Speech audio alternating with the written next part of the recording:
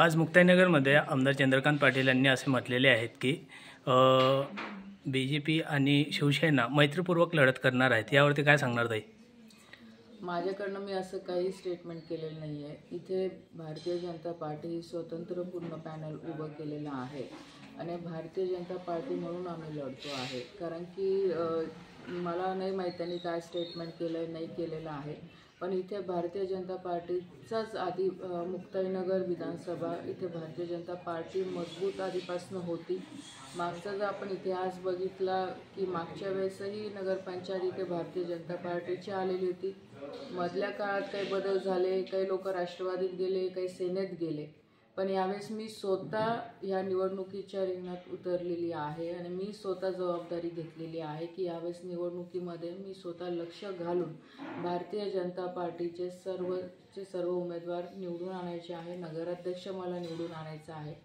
कारण की काम करत असताना बऱ्याचशा गोष्टी मला लक्षात आल्या.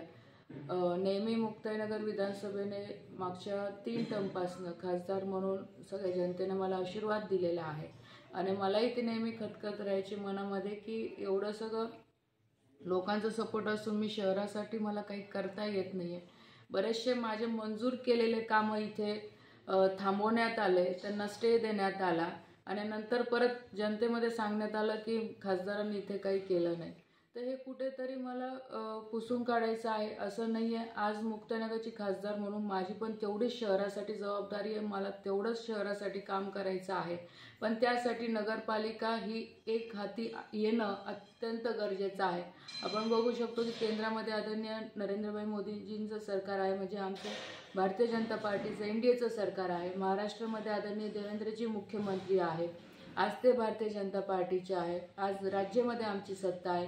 अनेक खासदार म्हणून, एक मंत्री म्हणून आज नक्कीच मी केंद्र आणि राज्य सरकारच्या माध्यमातून, आमच्या मुख्यमंत्री साहेबांच्या माध्यमातून शहराचा मला विकास करायचा आहे. शहरामध्ये मी विकास कामं आणू शकते, पण काही लोकांच्या माध्यमातून ते कामं थांबवण्यात आले आणि परत उलटा आमचा प्रचार इथे केला गेला की आम्ही काही केलं नाही. तर म्हणून मी यावेळेस निवडणुकीत समोरासमोर आलेली आहे आणि मी स्वतः जातीने लक्ष घालून मी जनतेमध्ये जाणार आहे आणि जनतेला विनंती करणार आहे की एवढे वर्ष मला आशीर्वाद देऊन तुम्ही खासदार बनवलं, पण माझ्यावर ह्या नगर परिषदसाठी परत एक वेळा विश्वास ठेवून ही एक हाती सत्ता जनतेने द्यावी. भारतीय जनता पार्टीचा नगराध्यक्ष इथे निवडून आणा, भारतीय जनता पार्टीचे सदस्य इथे निवडून आणा की जेणेकरून मी इथे शहरासाठी विकासाचे कामं करू शकते. ज्या काही समस्या मला मुलींच्या सुरक्षेच्या संदर्भात इथे दिसत आहे, आज माझ्या मुलीवर पण बितलेली आहे. अशा अनेक मुली माझ्याकडे इथे आल्या की तिथे सुरक्षेचा प्रश्न आज खूप गंभीर आहे शहरामध्ये. आज 2 नंबरचे धंदे आपण इथं बघतो की आज मुख्य रस्त्यावर आपल्याला चालता येत नाही, एवढे तिथे दारूचे दुकानं आज सुरू झालेले आहे.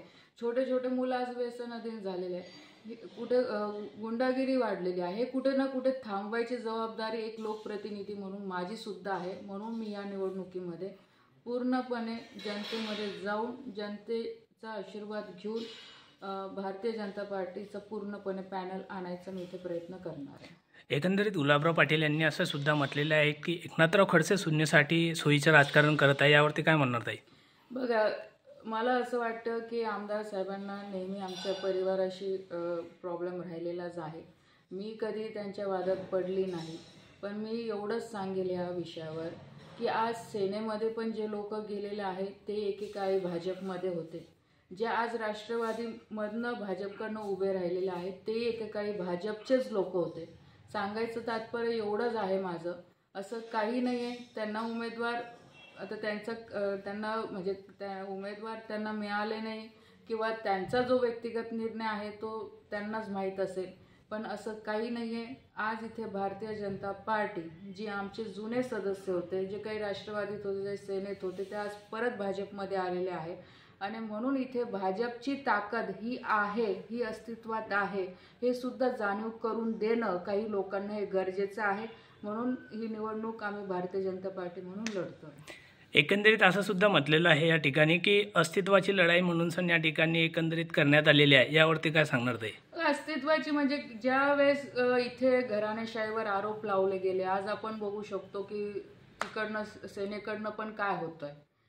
आणि अस्तित्वाची लढाई याच्यासाठी ही आहे की आज इथे भारतीय जनता पार्टीने आज एवढा सपोर्ट नक्कीच सेनेच्या लोकांना निवडून आणण्यासाठी पण केला.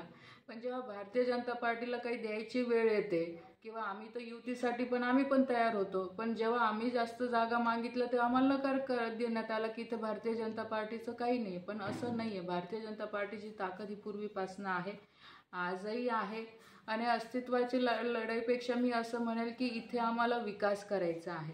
जसं मी आधी पण सांगितलं की आज मी ह्या गावाची, या तालुक्याची रहिवासी आहे आणि मला पण वाटतं की मी माझ्या तालुक्याला किंवा शहराला पुढे घेऊन गेलं पाहिजे, विकासामध्ये पुढे घेऊन गेलं पाहिजे.